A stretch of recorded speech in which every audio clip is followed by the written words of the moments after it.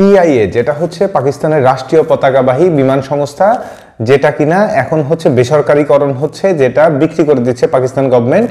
আর তৃতীয় হচ্ছে দ্রব্যমূল্যের ঊর্ধ্বগতি। দ্রব্যমূল্যের ঊর্ধ্বগতিতে একদম সাধারণ মানুষের একটা নাভিশ্বাস উঠে যাওয়ার মতো অবস্থা হয়ে দাঁড়াইছে। পিআইএ পাকিস্তান ইন্টারন্যাশনাল এয়ারলাইন্স যে বেসরকারীকরণ মানে বিক্রি করে দিচ্ছে পাকিস্তান গভর্নমেন্ট এই ব্যাপারটাতে।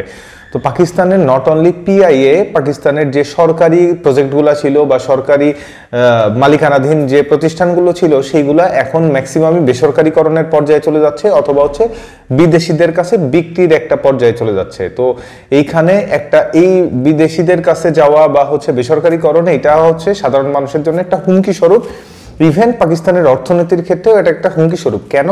কারণ একটা দেশ তাদের রাষ্ট্রায়ত্ত কোনো জিনিস তখনই বিক্রি করে যখন ইকোনমিক্যাল ক্রাইসিস দেখা দেয়, গভর্নমেন্টের কাছে টাকা থাকে না, গভর্নমেন্ট ওই বিক্রি করে ওই টাকা দিয়ে হচ্ছে দেশ পরিচালনার জন্য ওই টাকাটা ব্যয় করে।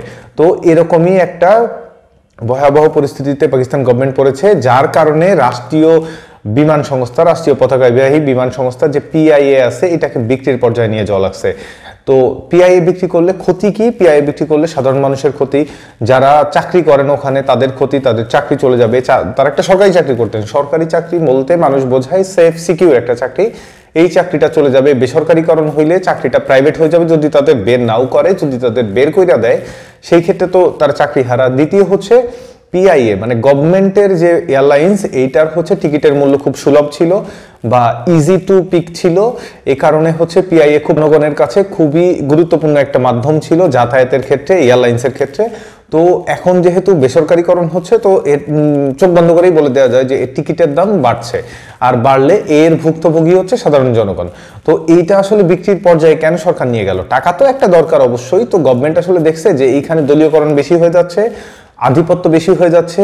তারপর হচ্ছে নিয়োগের ক্ষেত্রে যে যার ইচ্ছা মতো নিয়োগ দিচ্ছে, যার ক্ষমতা বেশি ওই ক্ষমতা বলে নিয়োগ দিচ্ছে, অদক্ষ কর্মী বা অদক্ষ এমপ্লয়ি নিয়োগ দিচ্ছে। এই সব মানে দায়িত্ব জ্ঞানহীনতার একটা পরিচয় পিআই এর মধ্যে ছিল, বা হচ্ছে পিআই এর অব্যবস্থাপনা ছিল ভরপুর। আর হচ্ছে দুর্নীতি, ঘুষ, বাণিজ্য, এগুলো তো পিআইএতে মানে পাকিস্তান ইন্টারন্যাশনাল এয়ারলাইন্সের যে পুরা ইয়েটা ছিল, ইউনিটটা ছিল, এর মধ্যে পুরা দুর্নীতি অব্যবস্থাপনায় ভরপুর ছিল। গভর্নমেন্ট যখন এটা পুরোপুরি রিয়েলাইজ করছে যে না, এটার কন্ট্রোলের বাইরে চলে গেছে আমাদের, তখন এটা বিক্রির সিদ্ধান্ত নিয়েছে।